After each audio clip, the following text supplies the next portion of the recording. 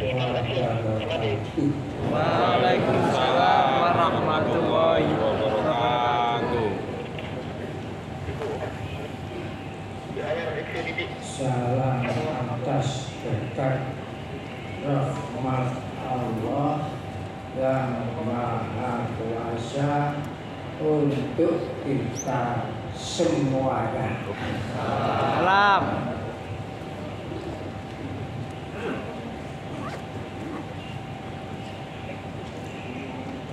Hadirin wal hadirat semuanya yang dimuliakan oleh Allah Ta'ala lahir dan batin.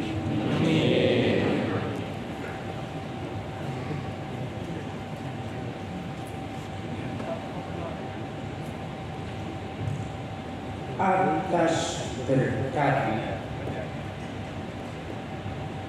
rahmat Allah yang Maha Kuasa,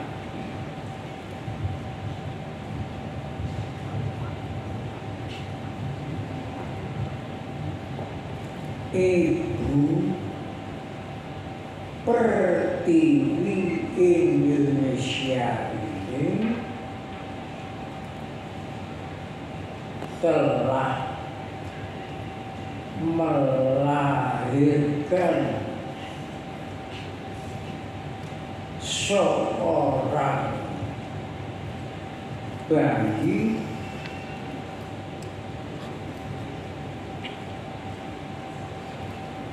yang suci, yang bagus, yang sakti, suci, bagus, sakti, dinamakan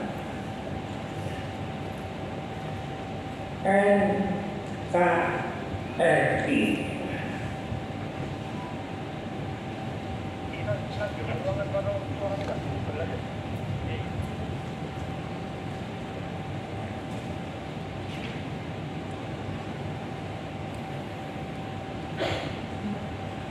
Akte kelahirannya pada tahun 1945 bulan Agustus tanggal 18 hari Sabtu Kliwon.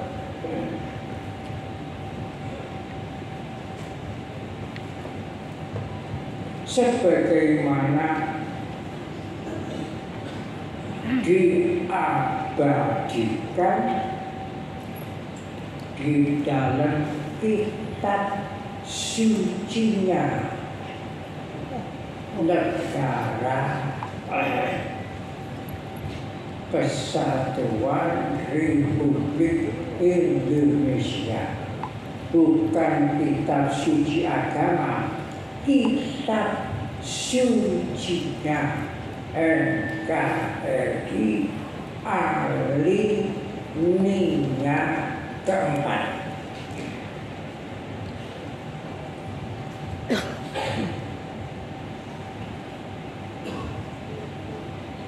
Dan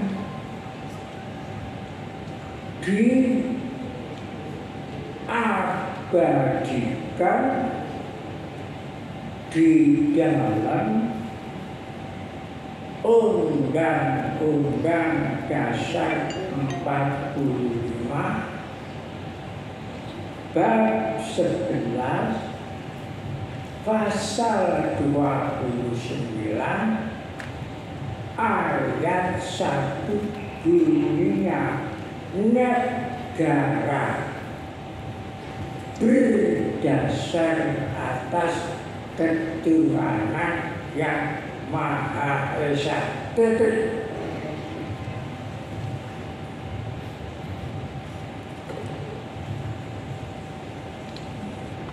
Titik satu itu maknanya panjang. Satu, titik final. Dua, maknanya titik individual. Tiga, maknanya titik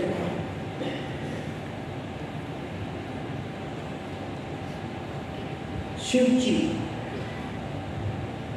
sakral, final, individual, sakral. Empat, konsensus nasional. Lima, sentral, sentralisasi. Itu maknanya titik satu, tapi maknanya panjang. Negara berdasar atas ketuhanan yang Maha Esa.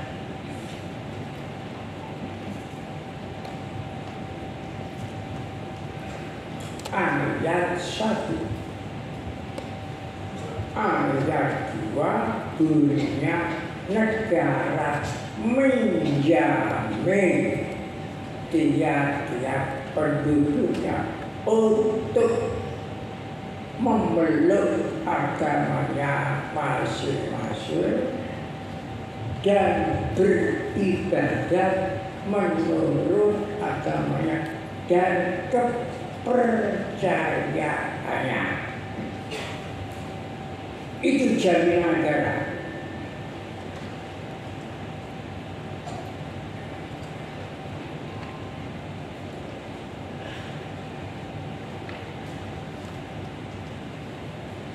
Ketika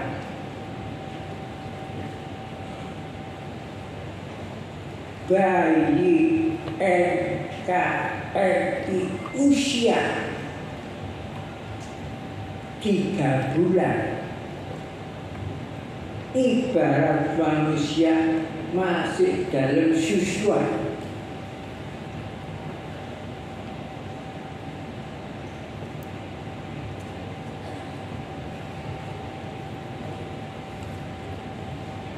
Kesuciannya, kebagusannya, kesaktiannya dibuktikan dunia gempar. Dunia membuka matanya terhadap adanya bayi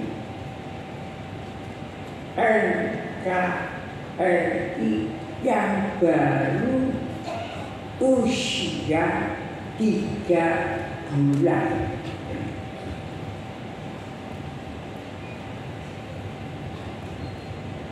Kenapa dunia sampai gempar? Dunia membuka matanya, digemparkan oleh bayi yang masih usia 3 bulan. Karena walaupun masih usia 3 bulan, tapi melahirkan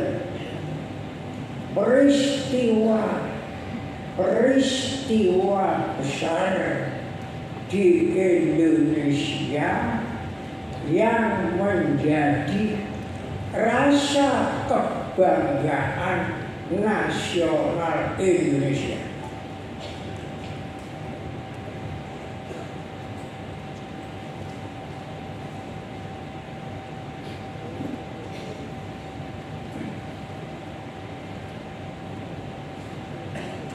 Malah contoh-contoh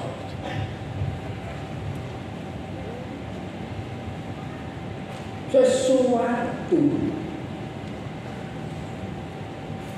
yang menimbulkan rasa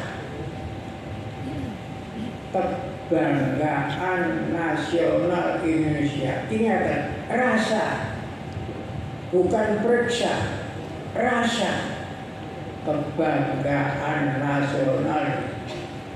Satu, Sumpah Pemuda Indonesia pada tahun 1928. Itu menimbulkan rasa kebanggaan nasional.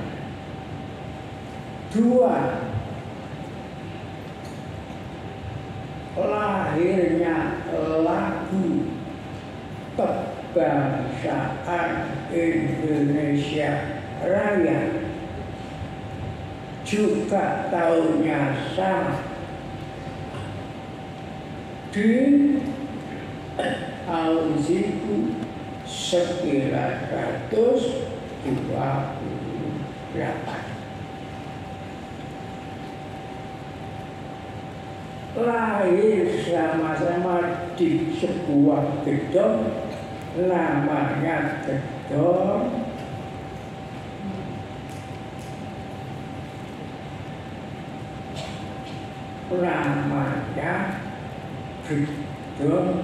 Keramat Raya.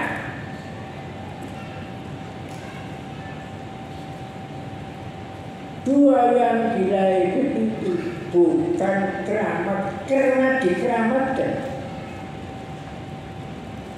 bukan raya karena dibesar-besarkan,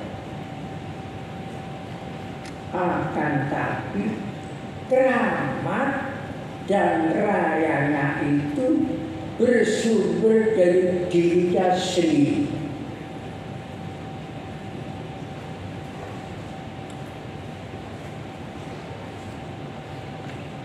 Nomornya gedung 106, gedung Keramat Raya 106.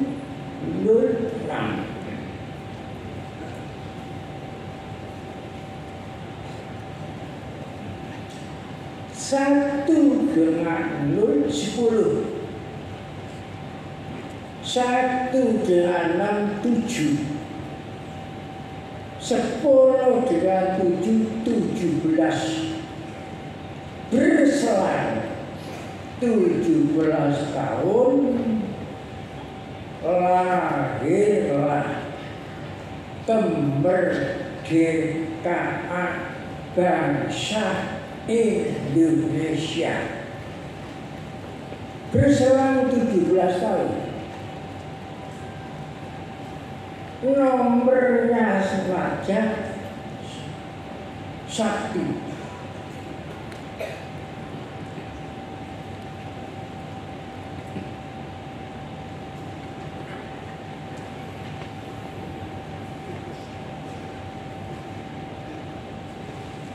Tahun 1910, tahun 2010,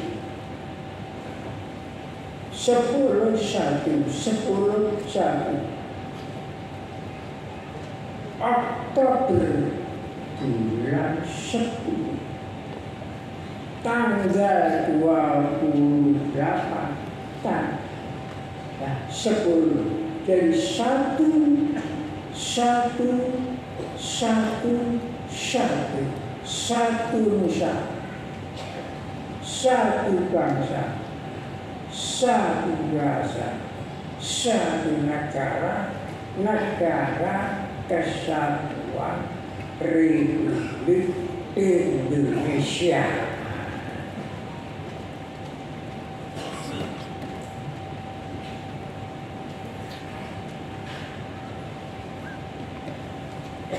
Lahir lagi peristiwa besar di Indonesia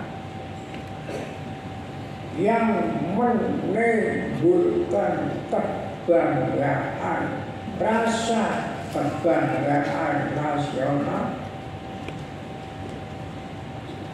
Lahirnya Hari Pahlawan Indonesia.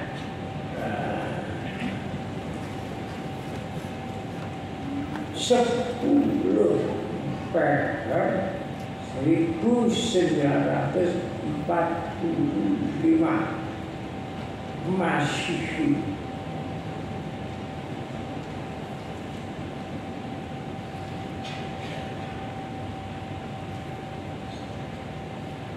Lahir lagi yang membanggakan rasa nasional. Kota pahlawan dunia, bukan kota pahlawan Indonesia, tapi kota pahlawan dunia. Karena di seluruh dunia ini tidak ada kota pahlawan selain di Surabaya. Tidak ada.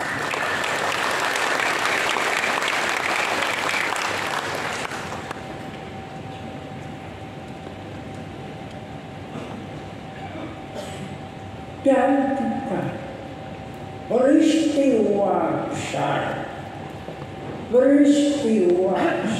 lahir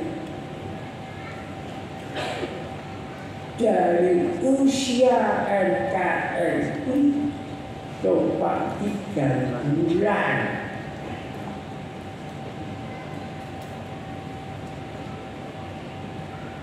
Jati diri bangsa Indonesia, penonjolan jati diri bangsa Indonesia.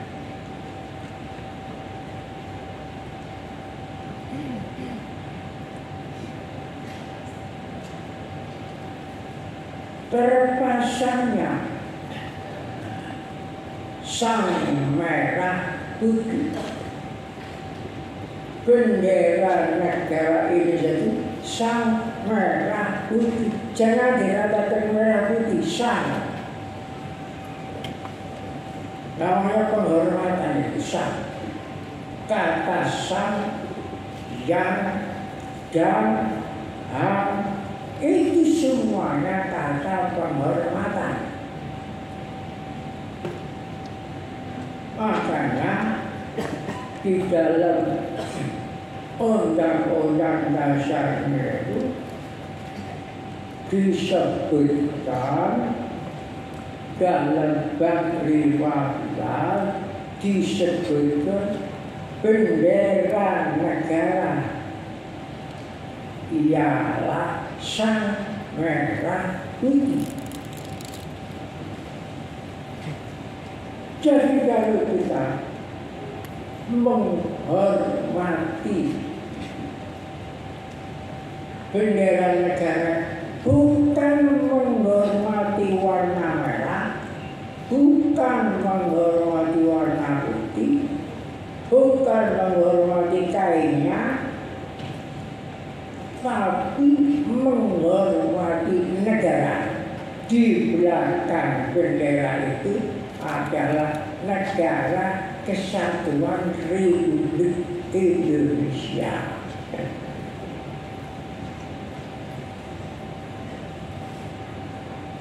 Jadi tidak ada unsur bid'ah, unsur syirik itu tidak ada. Memang ada hadis yang memerintahkan menghormati yang dihormati oleh bangsa Indonesia. Memang ada hadisnya, perintah Rasulullah. Merah lambang berani, putih lambang suci.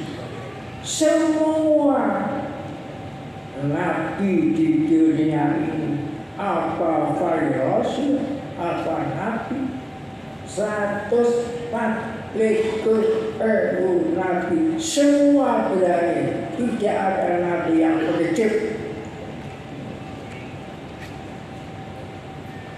Dan semua nabi itu suci. Nabi 140 tersebar ya, di Indonesia. Hanya saja sebutannya ada yang nama Socrates, Aristoteles, Plato, Konghucu, semuanya itu nabi, semuanya berani, semuanya suci. Jadi bendera negara kita ini adalah jiwa. Nah itulah yang melambangkan jiwa bangsa Indonesia.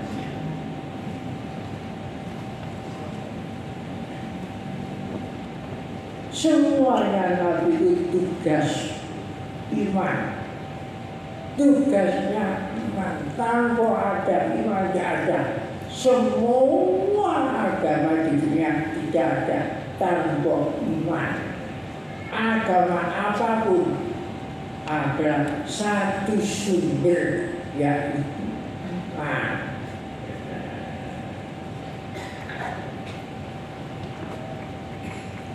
Ingatlah,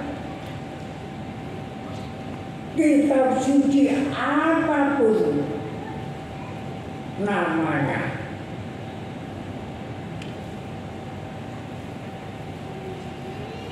semua kitab suci, semua undang-undang di negara manapun, semua peraturan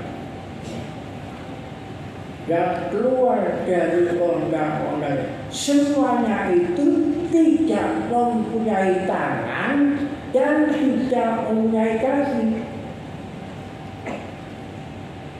Tidak mempunyai tangan artinya tidak bisa berbuat apa-apa. Tidak mempunyai kaki artinya tidak bisa berjalan sendiri. Yang mempunyai tangan kaki kita. Jadi kalau hanya didalilkan saja, dikampanyekan saja, diucapkan saja, sampai 100 tahun pun tidak ada manfaatnya apa-apa. Harus kita lah yang pengejauhankan, yang merealisasi, yang supaya menjadi fakta bicara, bukan bicara tanpa fakta.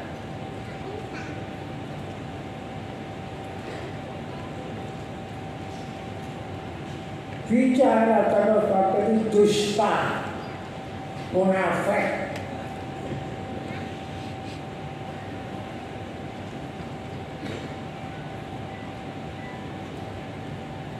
Peristiwa besar lagi yang timbul dari NKRI bayi NKRI yang masih 3 bulan itu.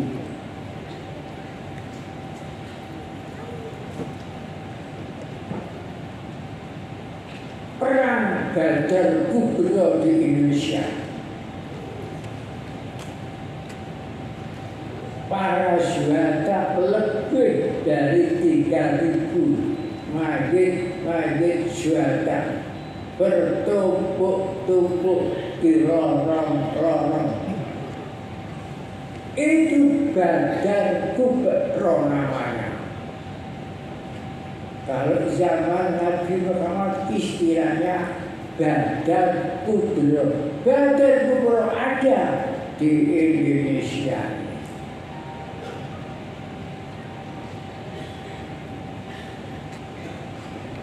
Lahir lagi peristiwa besar, yaitu peristiwa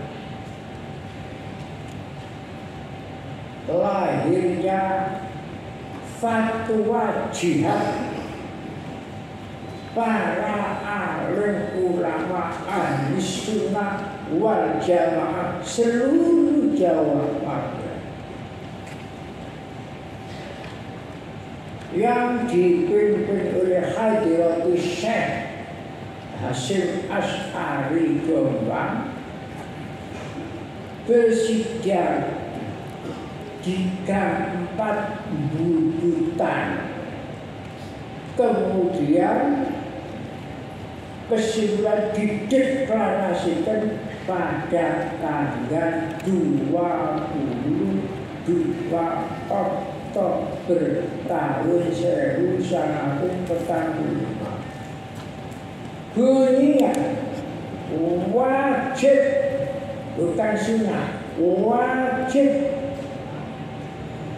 membela kemerdekaan bangsa Indonesia. Ingatlah, kemerdekaan bangsa bukan kemerdekaan republik.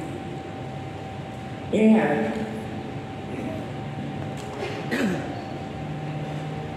sejarah jangan sampai nyeleweng. Dua, bunyi deklarasi wajib membela negara NKRI. Nomor 3, mati membela NKRI dan kemerdekaan bangsa Indonesia itu mati syahid. Karena perang itu namanya perang sabilillah. Itu bunyi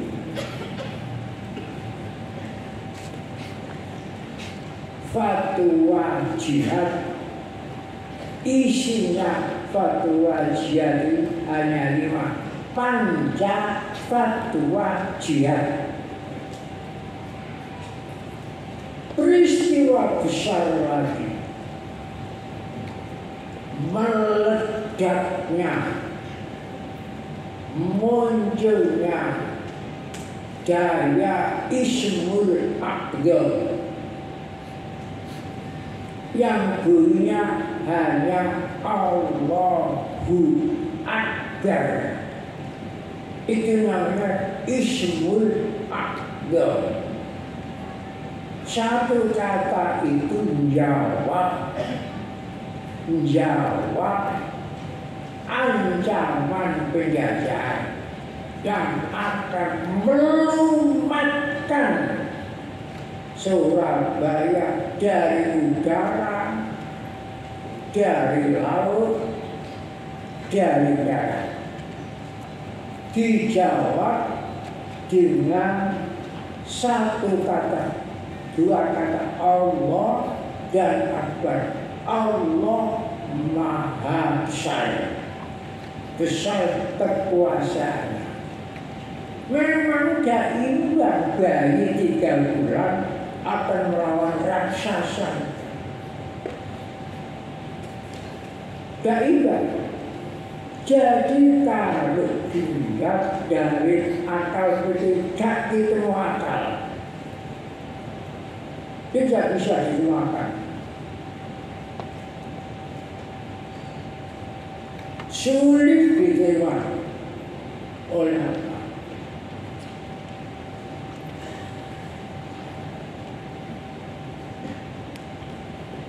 Ternyata terjadi peristiwa sehingga diperingatkan, yaitu 10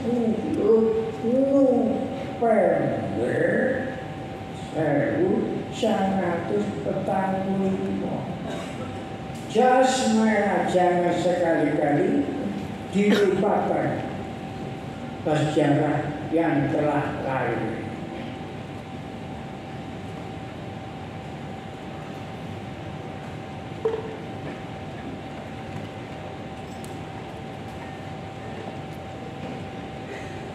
Dari fatwa jihad itu sampai sekarang timbul lagi Hari Santri Nasional. Terhadap banyaknya pesantren berbondong-bondong dari Jawa Barat, Jawa Tengah, dan Timur ikut mempertahankan kemerdekaan bangsa Indonesia dan negara NKRI. Ini jangan dilupakan.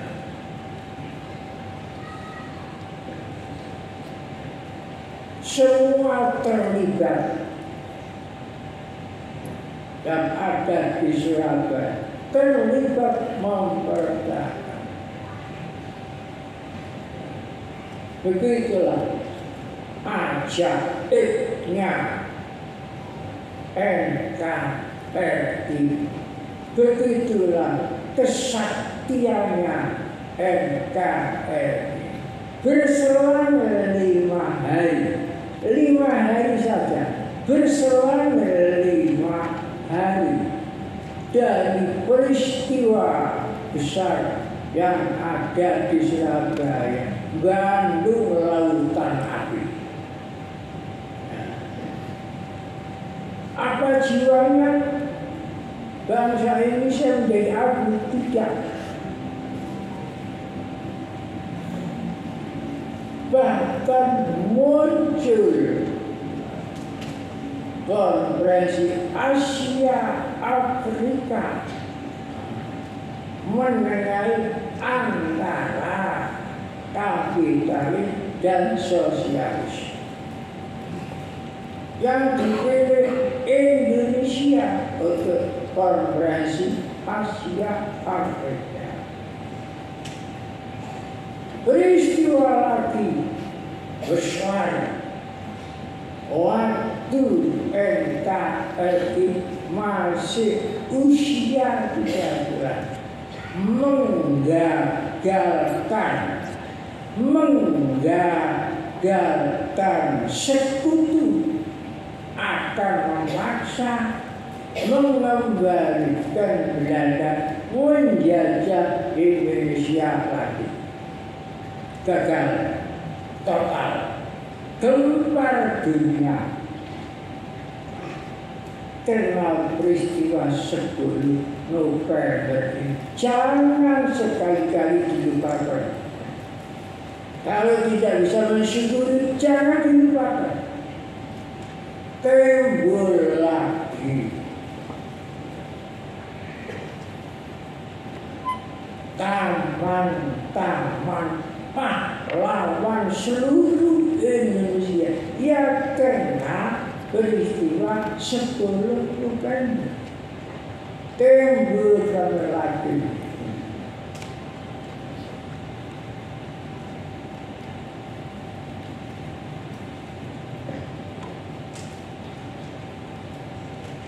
Tugu pahlawan Indonesia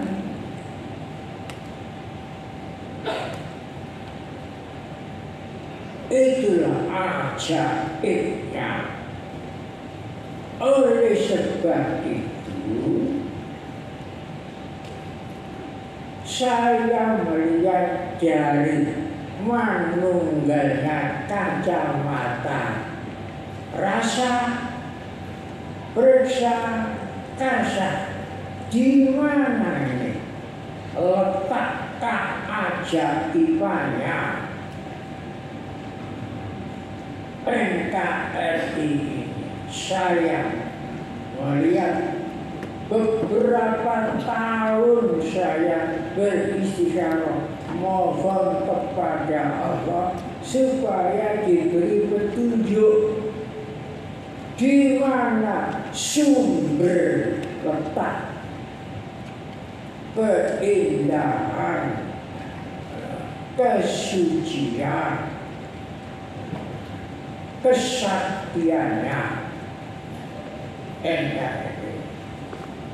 Menurut penglihatan dari manunggalnya kacamata saya, rasa, periksa karsa di 3 titik sinar emas yang menyinari 3 titik sinar emas yang menyinari Indonesia, seluruh kepulauan Indonesia dari Sabang sampai Merauke, besar kecil yang jumlahnya lebih dari 17.000, semuanya disinari oleh 3. Oleh sebab itu saya sebagai pemakarsa organisasi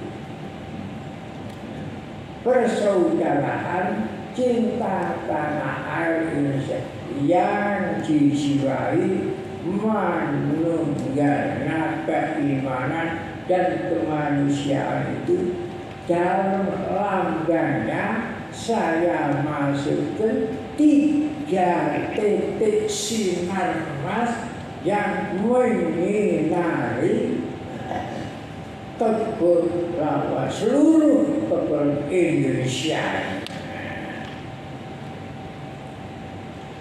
Selama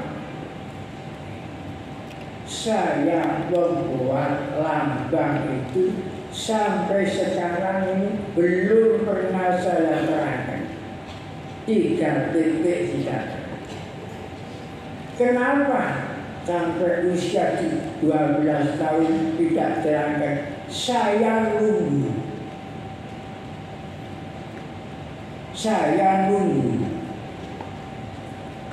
Apa yang saya tunggu? Karena organisasi ini saya berangkatkan dari seminar Sutasoma. Saya menunggu seminar dan saya menunggu sinarnya. Kalau nanti sudah menjadi organisasi nasional, dari lokal sampai nasional, barulah saya. Dan sekarang ini dibelah waktunya saya sebagai pemakarsa menerangkan 3 titik sinar emas yang menyinari Indonesia itu. Ini sudah ini tugas saya, karena saya yang membuat lambang. Aspirasinya 3 titik. Aspirasinya ada 3 emas maknawi yang terkandung di dalam NKRI itu sendiri. Jadi aspirasinya itu bukan dari luar, dari dalam. Namanya pun aspirasinya dari Pancasila. Begitu pula lambang. Apa? Sinar emas pertama. Sinar emas maknawi pertama. Kemerdekaan itu ialah jembatan emas. Ingatlah pidatonya I.R. Soekarno, bukan Presiden Soekarno, I.R. Soekarno tanggal 1 kemerdekaan adalah jembatan emas. Apa makna jembatan emas? Jembatan itu penghubung. Emas adalah logam mulia, penghubung yang mulia. Jadi ada jembatan dalam negeri dan ada jembatan keluar negeri.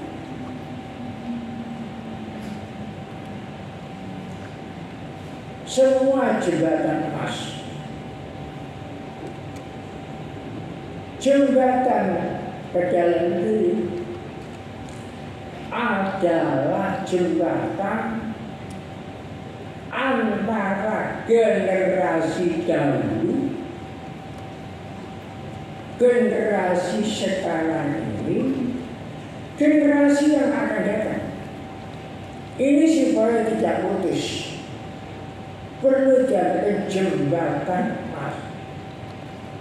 Jembatan emas keluar negeri dari Indonesia, seluruh negara-negara, seluruh bangsa-bangsa yang ada di dunia ini. Ini jembatan keluar, jembatan dalam.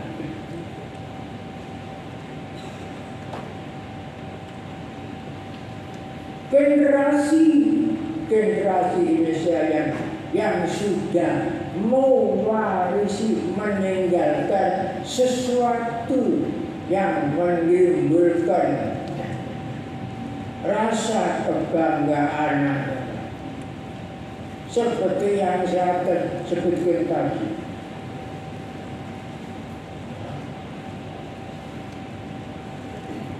Sumpah Pemuda, Sumpah Negara. Presiden waktu itu sebelum melaksanakan tugas harus sumpah. Baca sendiri dalam pembukaan Undang-Undang Dasar 45 harus sumpah. Bab 3 pasal 9 baca sendiri yang jelas. Ini sumpah. Sumpah Pemuda lanjutan dari Sumpah Gajah Mada, Sumpah Sakti Palapa tahun 1331. Zaman kejayaannya Majapahit, zaman Raja Hayam.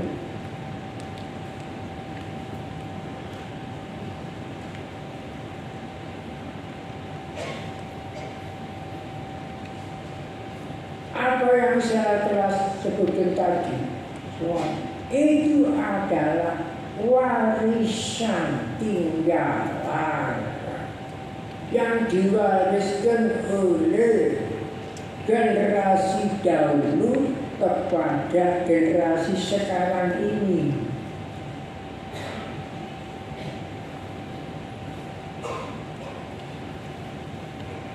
Generasi dahulu generasi perdobrak, generasi penata. Sekarang ini generasi penikmat. Wahai generasi penikmat, jangan lupa. Jangan lupa.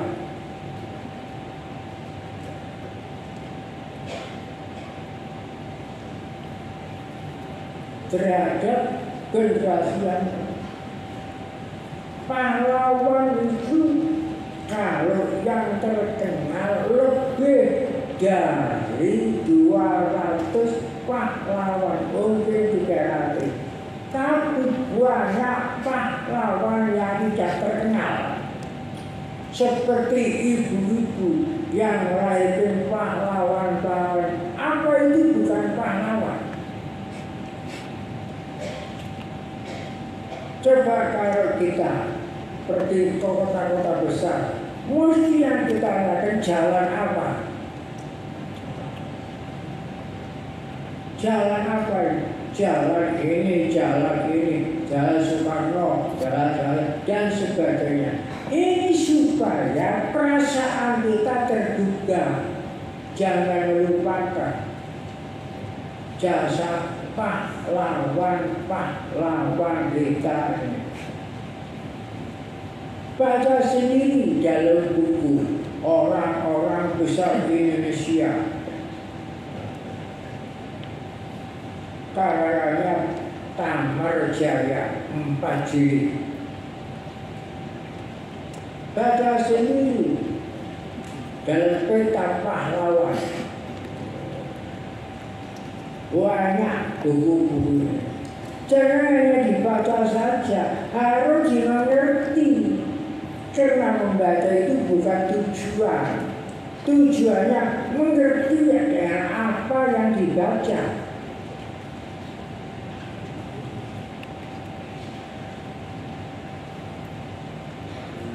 Jangan hanya kita dilupakan oleh macam-macam keadaan ini. Dilupakan oleh kenikmatan. Setelah ingat harus syukur. Seperti mensyukuri hari pahlawan Indonesia ini. Mereka itu semuanya mengorbankan apa yang ada pada dirinya dengan ikhlas. Dengan ikhlas, bukan rekayasa.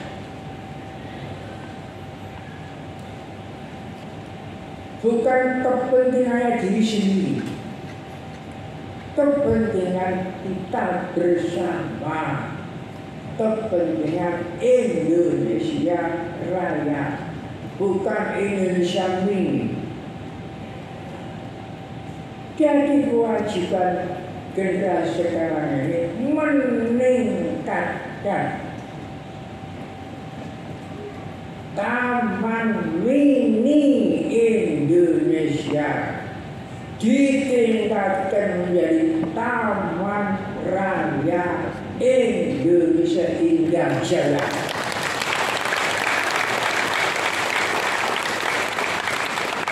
Jangan hanya terus-menerus mini. Ini kewajiban kita sama-sama.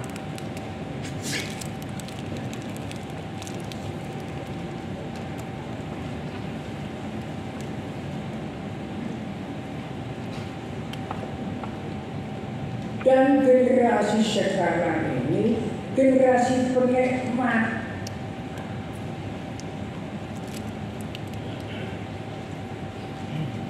Mestinya jadi generasi syukur, mensyukuri apa yang telah kita nikmati, yang membanggakan rasa. Dan kita harus mencontoh apa yang positif itu ditinggalkan oleh generasi dahulu untuk generasi yang akan datang. Apa yang kita wariskan kepada generasi yang akan datang?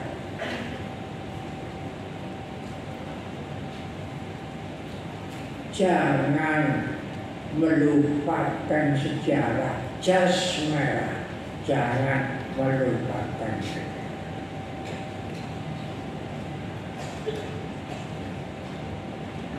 Satu contoh, tiap 17 Agustus berapa dana yang dikeluarkan untuk nanggap, untuk perlombaan.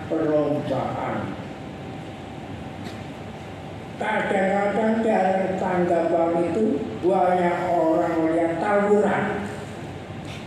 Manfaatnya apa? Dikurangi saja dana itu, jangan hanya untuk nanggap, dikurangi saja untuk mensyukuri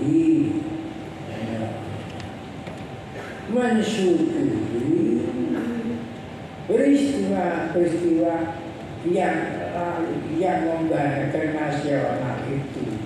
Bangun rumah syukur untuk mensyukuri Sumpah Pemuda, rumah syukur untuk mensyukuri kemerdekaan dan sebagainya. Rumah syukur untuk mensyukuri 10 November. Ini paling manfaat, bisa dinikmati beberapa tahun oleh bangsa Indonesia yang belum menikmati kemerdekaan. Sudah sekian tahun masih belum ada sebagian yang belum menikmati. Tasik rumahnya belum layak dihuni. Sanggup? Alhamdulillah.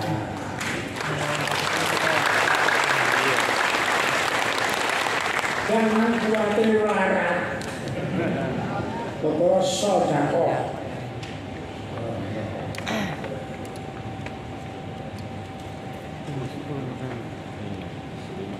Baik rumah, gedung, susun, semuanya itu sementara, rumah sementara.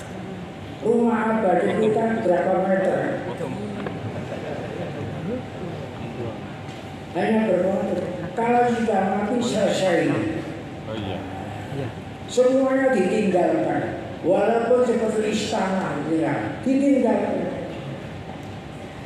Dan harapan saya mudah-mudahan ini harapan, mudah-mudahan ini berbarengan dengan pilihan presiden. Ya. Harapan saya mudah-mudahan tokoh-tokoh yang akan datang ini, tokoh-tokoh yang syukur. Jangan memikir sendiri, jangan memikir golongan dewe. Tapi kita ini tidak bisa hidup sendirian, tidak bisa. Harus bersama-sama. Jadi kalau aku masyarakat bersama. Lihatlah yang dicengkerem lambang negara apa? Bhinneka Tunggal Ika.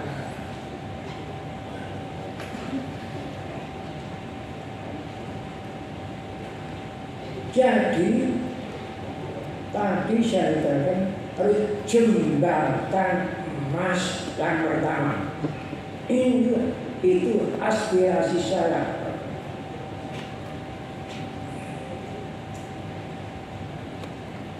Kalau saya menerangkan jembatan emas ini, ya butuh waktu panjang dan keterangan saya hanya global saja.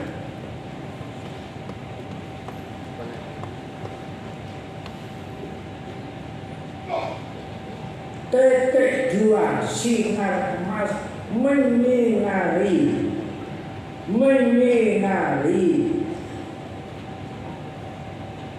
Indonesia ini apa? Apa titik 2 ini? Titik 2 ini jilatan api emas maknawi yang tingginya 17 meter sebagai mahkota Indonesia dipasang di tengah-tengah lapangan IKADA. IKADA itu Ikatan Daerah-Daerah Seluruh Indonesia. IKADA sekarang dikatakan Monas. Itu lambang mahkotanya Indonesia. Banyak jutaan orang yang sudah mengunjungi Monas. Banyak. Tapi berapa orang yang mengerti kalau itu mahkota ini jilatan api emas tingginya 17 meter.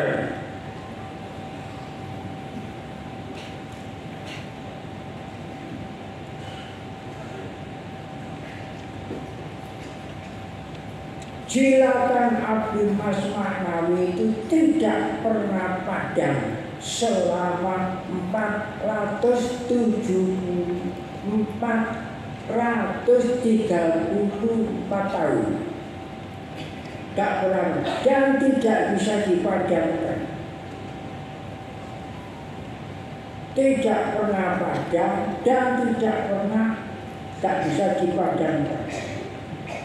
Tidak bisa dipadamkan oleh Portugis, tidak bisa dipadamkan oleh Prancis, tidak bisa dipadamkan oleh Inggris, tidak bisa dipadamkan oleh Belanda, tidak bisa dipadamkan oleh Jepang. Sampai pun tidak bisa dipadamkan oleh sekutu. Coba. Itu saja sejak zaman Portugis sampai ke 45 ini. Berapa tahun? Tidak bisa dipadamkan.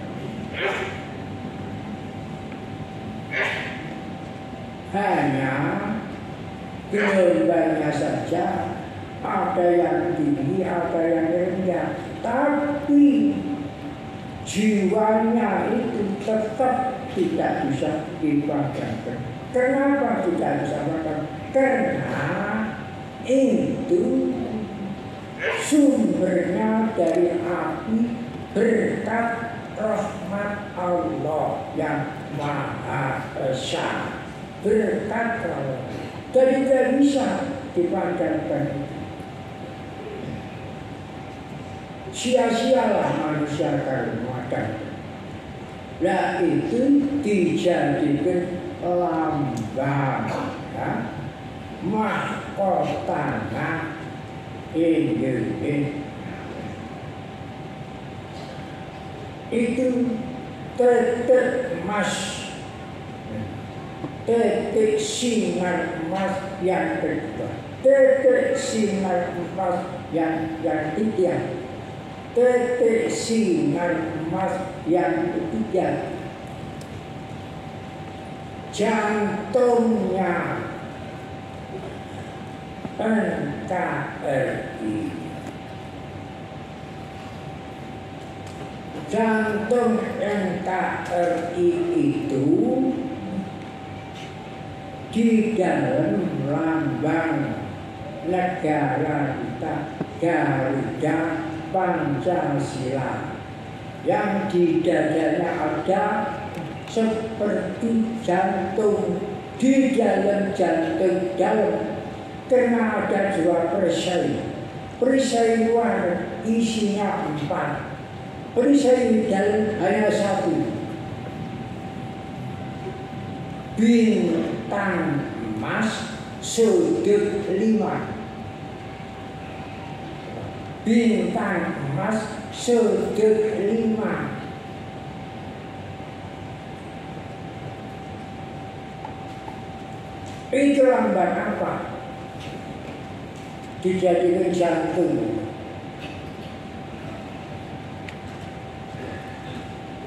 Bintang itu lambang ketuhanan.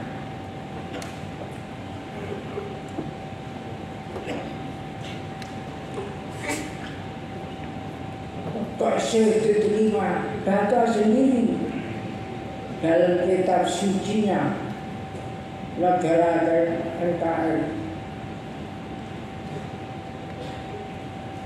Ada ketuhanan yang maha kuasa, ada ketuhanan yang maha esa, ada ketuhanan yang maha cahaya, ada ketuhanan yang maha dekat, ada ketuhanan yang maha rahmat.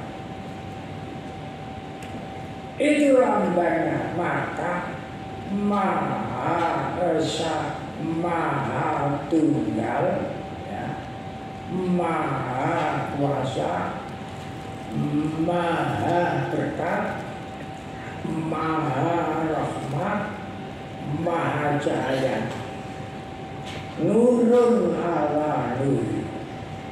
Kalau dalam kitab suci Al-Quran, nurun ala cahaya di atas. Itu tidak bisa diubah. Karena bangsa Israel bangsa yang beriman. Seluruh bangsa Israel beragama, walaupun namanya berbeda-beda, tapi semuanya itu sumbernya iman. Dari bangsa yang beriman, bukan bangsa kafir.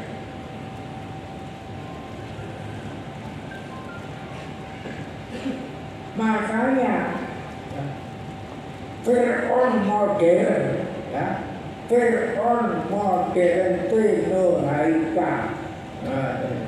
Berapa korban orang-orang Indonesia karena tidak mau akan menyembah matahari ke sana. Nah, keturunan dewa matahari disiksa, dibunuh. Itu Fir'aun modern itu. Dan akan menguasai Timur Raya. Abu Jahal modern tewas di Surabaya. Abu Jahal itu modern. Banyak tim harga itu Fir'aun modern.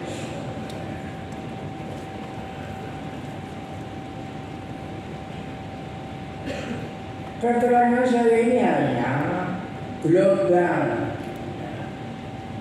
Kalau diterangkan falsafahnya, Masya Allah, Masya Allah. Makanya harus rukun, harus cinta. Maka saya namakan organisasi cinta tanah air Indonesia. Kalau tidak ada cinta, bisa perang saudara, sebangsa, perang seagama, perang seiman. Ini dibuktikan oleh dunia.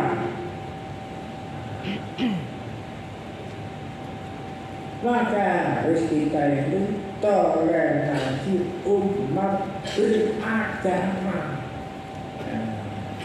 Karena keyakinan itu dijamin oleh negara. Di dalam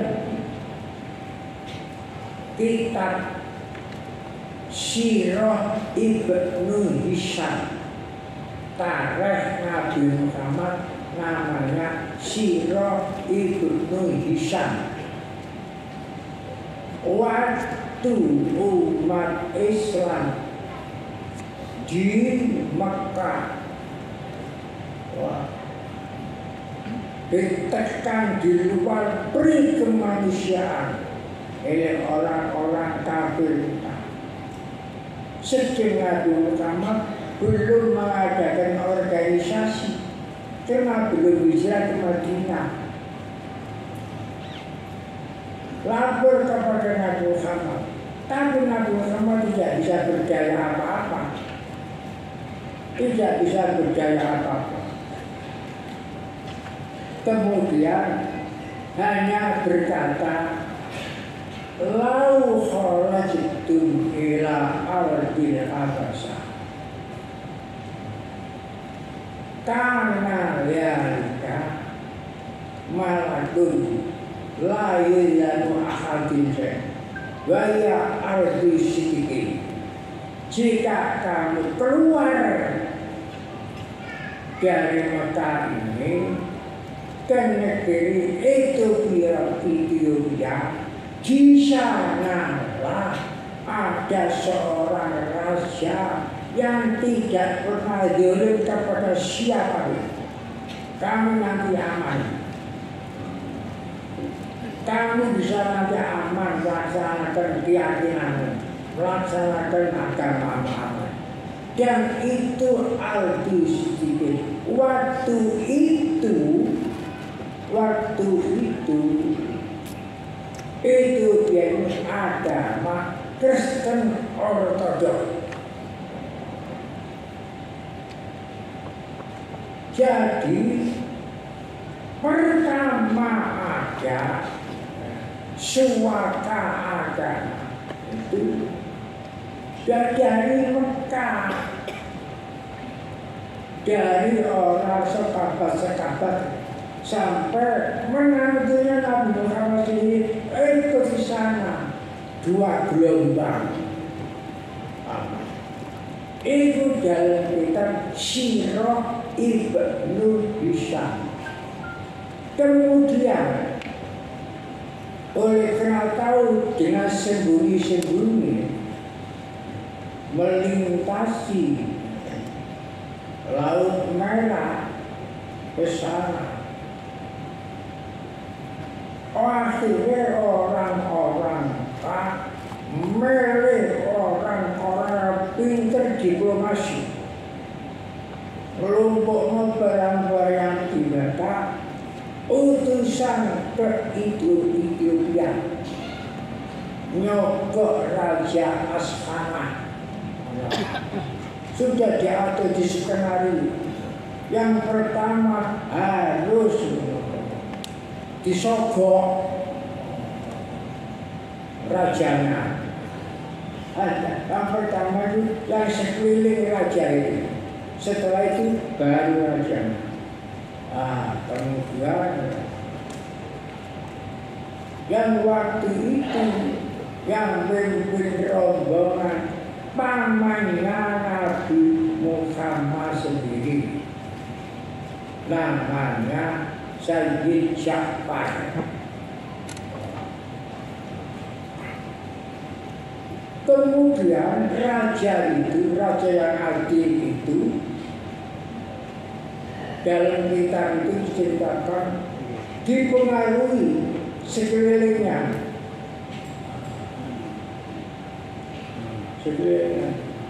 Supaya pihak-pihak yang hijrah dikembalikan lagi ke Mekah. Akhirnya raja itu ini peraturan, tapi saya sendiri belum periksa, gak gampang dipercaya. Belum periksa orang-orang yang hijrah ke sini. Setelah itu diperiksa, ternyata bohong berita itu. Semua bohong. Akhirnya kita bawa semua barang-barang yang berharga di negara. Jangan kamu sekali-kali memaksa orang ini kembali. Ini jaminan negara. Saya lah satu-satunya negara yang ditunjuk oleh Muhammad untuk melindungi umat Islam. Buat kabeh. kericutan. Karena ini kalau kamu maksa, kamu lawan negara. Nah, itulah contoh-contoh dari agama lain itu. Makanya dalam Al-Quran disebut akrabul mawaddah atau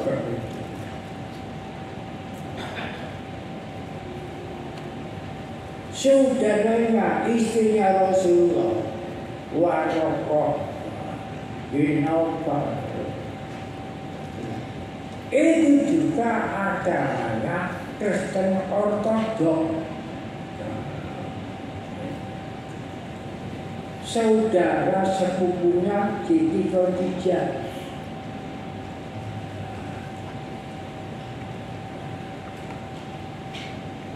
Oleh karena saya baca kitab suci, sumbernya yang satu dari mana, dan membaca kitab undang-undang dasar, bahwa ini berbagai agama ini jalur negara. Saya usaha jadi mendirikan organisasi persaudaraan cinta tanah air Indonesia. Jiwanya manunggalnya keimanan dan kemanusiaan.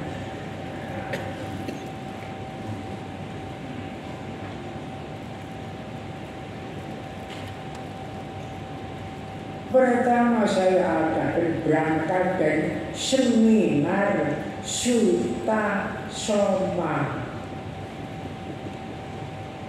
di rumah makan saya sendiri, namanya Rumah Makan Yusro, belum jadi hotel, Yusro, Jalan Soekarno nomor 25. Setelah saya pilih nomornya, terus saya pilih lagi Soekarno-Hatta. Oleh terpopuler dua orang itu, putra Indonesia yang paling populer di dunia ini Soekarno-Hatta, Dwi Tunggal. Terus saya pilih lagi, ini saya berangkat dari mana?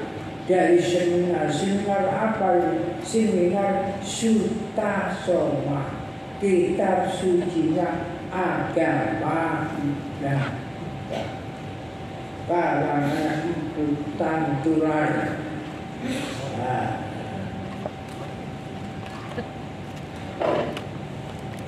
Sejaman dengan Gajah Mada.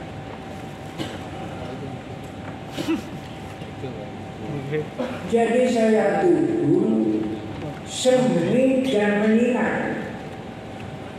Semi tunggu simarnya ini berkembang. Alhamdulillah sudah 12 tahun sekarang sudah menjadi organisasi nasional, tadinya lokal. Nah ini berkat keuletan semua pihak yang seminar.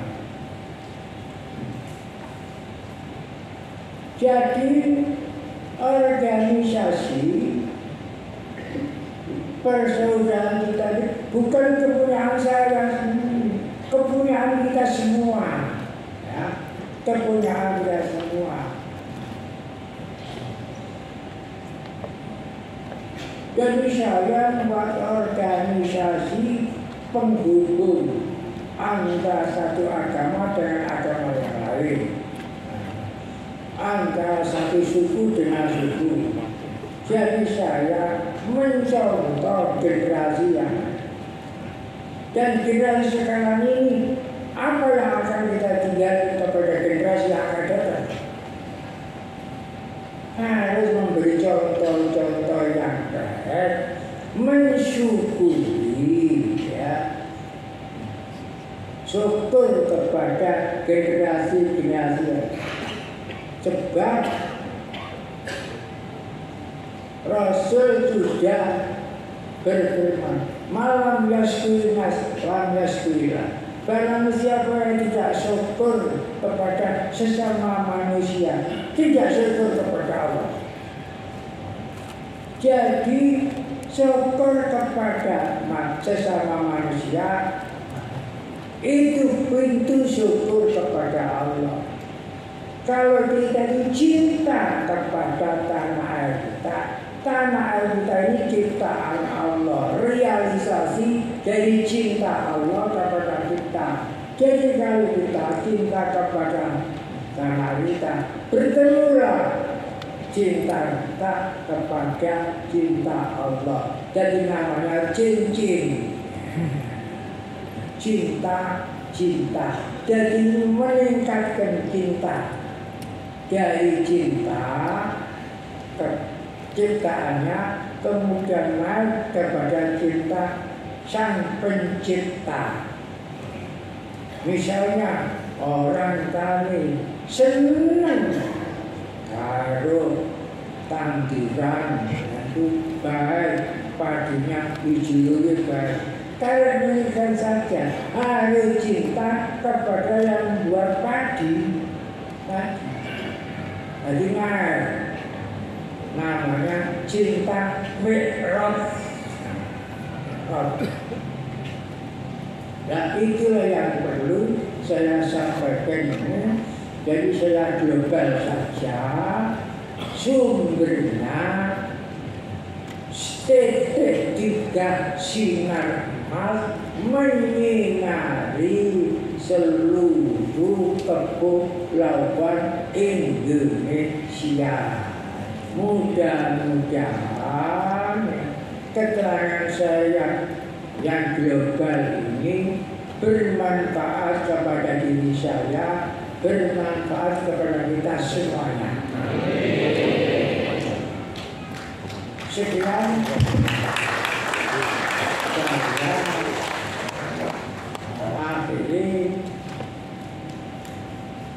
Atas berkat rahmat Allah yang Maha Esa.